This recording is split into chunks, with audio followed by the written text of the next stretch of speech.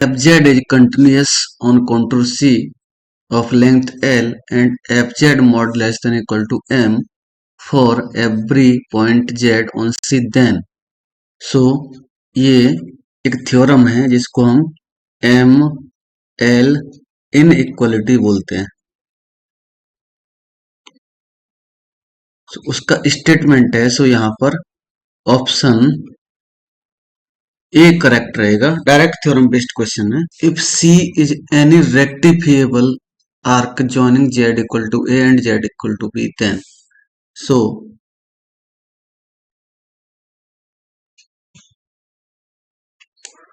यहां पर हमें एक आर्क कंसीडर करना है और इस आर्क को हम ऐसे बना सकते हैं। यहां से शुरू हो रहा है, ये जेड 0 पॉइंट से शुरू हो रहा है एंड जेड एन तक जा रहा है।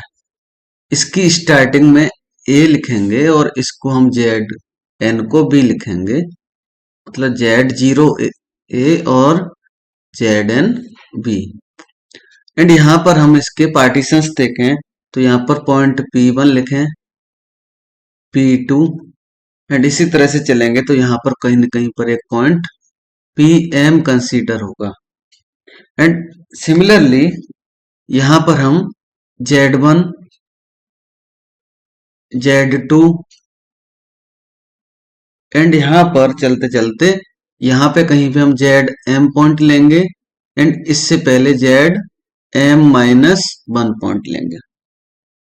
So let fz equal to 1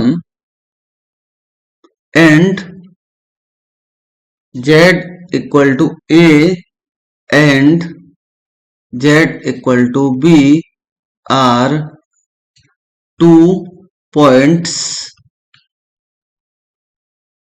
joining curve, rectifiable curve. So we know that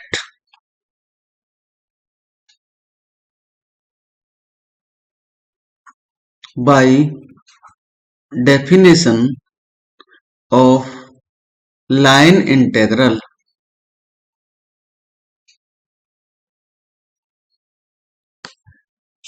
integration of fz integration of c fz dz equal to limit n tends to infinity summation of m equal to 1 to n fpm and del zm। जैसा कि हमने fz को fz equal to 1 ले रहे हैं यहाँ पर, सो fpm is also 1. So above integral will be integration c dz equal to limit n tends to infinity summation of m equal to 1 to n del zm और limit n tends to infinity summation of m equal to 1 to n del zm means आएगा zm minus zm minus 1 and summation को open करेंगे तो यहां पर ये value limit integral c dz equal to limit n tends to infinity and ये value z1 minus z0 plus z2 minus z1 plus z3 minus z2 and इस तरह से लास्ट में लिखेंगे तो zm minus zm minus 1 and यहां पर हम एनालिसिस करें तो z1 कैंसिल होगा, z2 कैंसिल होगा, इसी तरह से यहां पर हमारा zm माइनस 1 भी कैंसिल होगा। Integral c dz equal to limit n tends to infinity, यहां पर माइनस जेड जीरो मिलेगा प्लस जेड एम मिलेगा। जैसा कि मैंने स्टार्टिंग में कर्व में बताया था, z zero equal to a है and z m equal to b है। सो यहां पर integral c d z equal to आएगा माइनस ए प्लस बी, और इसको लिख सकते हैं b minus a. C correct है।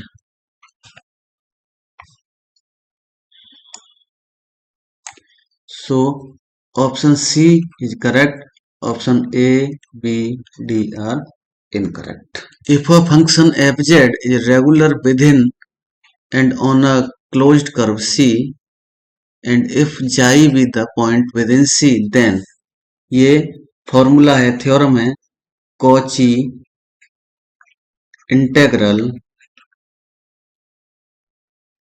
Formula.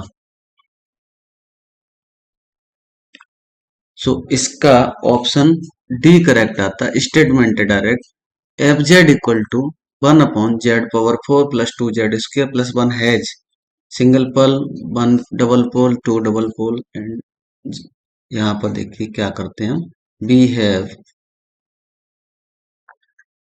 z⁴ plus 2z² plus 1 equal to 0 put करेंगे, तो इसको हम z² होल स्क्वायर लिख सकते हैं, प्लस ये 2z² प्लस 1 इक्वल टू 0। ये z² प्लस 1 होल स्क्वायर मिल गया इक्वल टू 0, एंड इसको लिख सकते हैं z² plus 1 equal to 0 and z² plus 1 equal to 0। तो यहाँ से z इक्वल टू मिलेगा प्लस माइनस आई, एंड यहाँ से भी z equal to plus minus i मिलेगा। सो यहाँ पर 2 डबल पोल्स मिल गया। Option A B C are incorrect.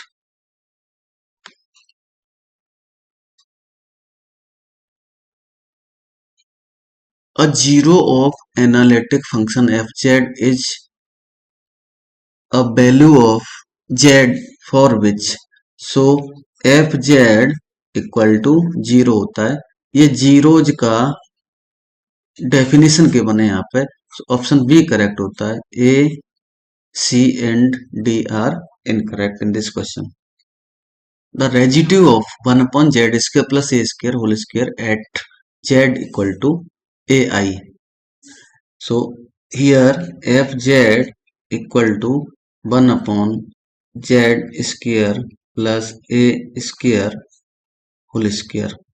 z equal to ai पर हमें रेजिड्यू फाइंड करना है। सो पोल्स फाइंड करेंगे इसके,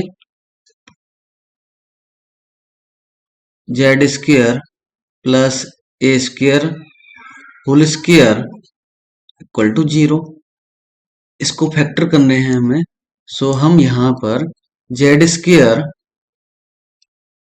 plus a² and z² plus a² equal to 0 लिख सकते हैं, and z² plus a² equal to 0 and z² plus a² equal to 0। तो यहां से z² इक्वल टू मिलता है माइनस a², एंड यहां से हमें z इक्वल टू मिलता है plus minus a I. So positive value पे हमें रेजिड्यू कैलकुलेट करना है। सो यहां पर मिल गया हमें z equal to a i is double pole, means m equal to यहां पर 2 है। So residue formula is given by for double pole r a equal to limit z tends to a 1/m minus 1 factorial d power m minus 1 upon dz power m minus 1 and z minus a power m f of z। Here m equal to 2 and a equal to ai। So r a i calculate करना है। Limit z tends to a i रहेगा 1/2 - 1 factorial d upon d z हो जाएगा ये। यहाँ पर z minus a i power 2 and f z equal to है हमारे पास z square plus a square whole square. And इसको हम सिंप्लीफाई करेंगे तो ये r a i equal to मिला limit z tends to a i 1 हो गया ये d over d z z minus a i power 2 1 z square minus i a square whole square.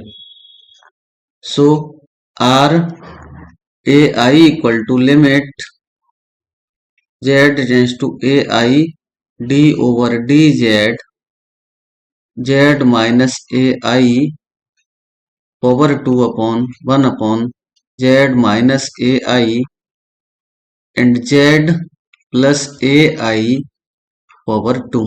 यहाँ भी पावर 2 रहेगा, ये कैंसिल होगा and limit z goes to a i d over d z of 1 z plus a i power 2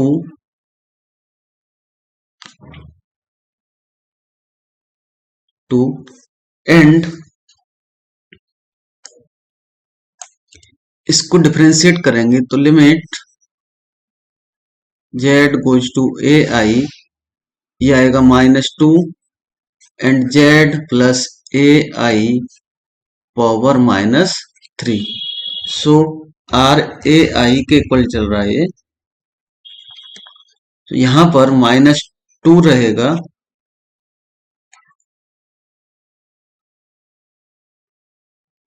-2 रहेगा and यहां पर ये value ए आई आएगा प्लस ए आई पावर -3। सो इसको -2/2 ए आई पावर 3 लिखेंगे तो -2/8 a power 3 and i power 3। So -2/8 a square and i into i square. So -1/4 and यहां भी माइनस आएगा ए स्क्वेयर आई, ये माइनस माइनस कैंसिल हुआ तो 1/4 ए ये पावर 3 रहेगा ए पावर 3 इंटू आई, फिर से आई से मल्टीप्लाई करेंगे तो i upon 4 a power 3 i square. So ये finally minus i upon 4 a power 3 के इक्वल आता है। इसमें ऑप्शन बी करेक्ट आता है।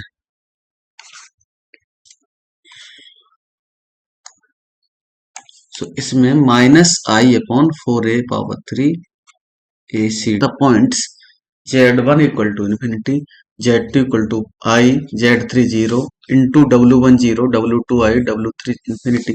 तो मैं यहाँ पर इसका प्रॉपर सॉल्यूशन बताऊंगा। वैसे तो इसको ऑप्शंस में वैल्यूज को पुट करके z पुट करेंगे, w के वैल्यूज मैच करेंगे, वही आंसर करेक्ट हो जाता है।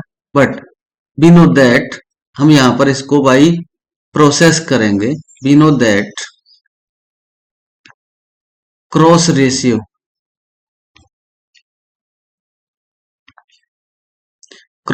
के लिए मैंने एक कोड बनाया 4 1 2 3/1 2 3 4। इसके बेस पे हम क्रॉस रेशियो बड़े आराम से लिख सकते हैं। सो हम यहाँ पर Z4 माइनस Z1 लिखेंगे, Z2 minus Z3 upon Z1 minus Z2 and Z3 minus Z4 equal to इधर W लिख देंगे W4 minus W1 W2 minus W3 upon W1 minus W2 and W3 minus W4। अब हमें यहां पर values put करनी है, जैसा कि हमें गिवन है, गिवन दैट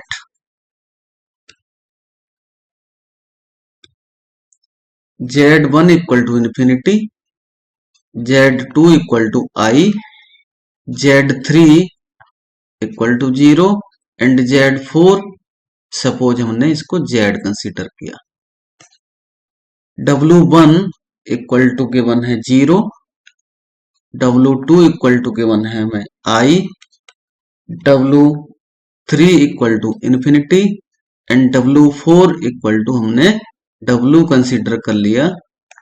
एंड यहां पर नोट करने वाली बात यह है कि यहां पर Z1 और W3 इन्फिनिटी गिवन है।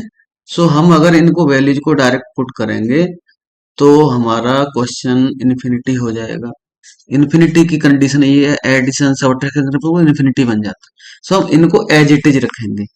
सो Z4 is Z minus Z1 is Z1, Z2 is I and Z3 is 0 upon Z1 is Z1 रखेंगे इसको, minus Z2 I, Z3 0, Z4 is Z equal to W4, W4 W लिखेंगे, माइनस W1 0 है, W2 I and minus W3 को हमने W3 रखना है, upon W1 0 minus W2 I, W3 लिखेंगे क्योंकि आप इन्फिनिटी गिवन है, एंड W4 इज W। सो इनको सिंप्लीफाई करने पर हमें हमारा आंसर मिल जाएगा। सो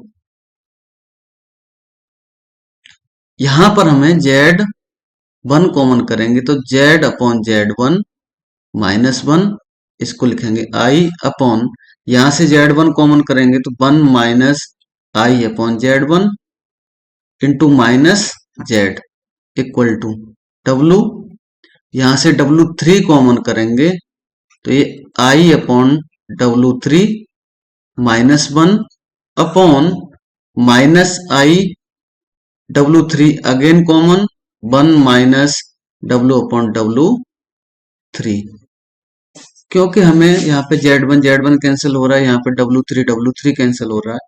अब हम Z1 के प्लेस पर Z1 इक्वल टू इन्फिनिटी था and W3 equal to infinity था, तो यहाँ पर Z upon infinity minus 1 into I मिलेगा, upon 1 minus I upon infinity into minus Z लिखेंगे, equal to W I upon infinity minus 1 upon minus I 1 minus W upon infinity. So upon में infinity आ गया, मतलब ये value अब 0 होंगी। सो यहां पर 0 माइनस 1 इंटू I मिला, upon 1 minus 0 minus Z equal to W 0 minus 1 upon minus I and 1 minus 0, and यहां पर remain value finally minus I upon minus Z equal to यहां पर minus W upon minus I मिला। सो सभी जगह से minus cancel होगा, तो ये value I upon Z equal to W upon I, and इसको W इक्वल टू लिख सकते हैं I square upon Z, and finally minus 1 upon Z आएगा। सो यहां पर इसका ऑप्शन डी करेक्ट बन रहा है।